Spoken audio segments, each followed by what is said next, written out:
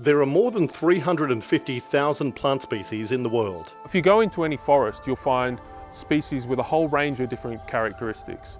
And the core question I'm interested in is, why do you get this wide range of different plant types when they all compete for the same key resources? Dr. Daniel Falster is a plant ecologist and mathematical modeller.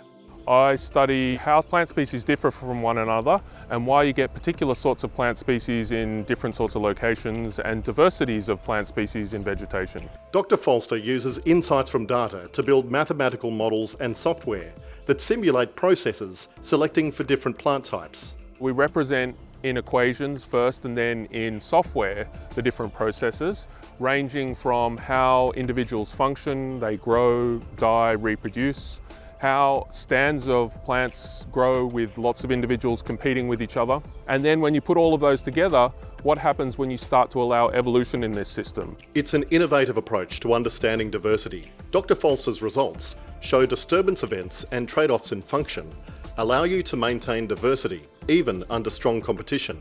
He also found that the same processes can produce quite different vegetation across the landscape. The challenge with forest is that you can't do experiments.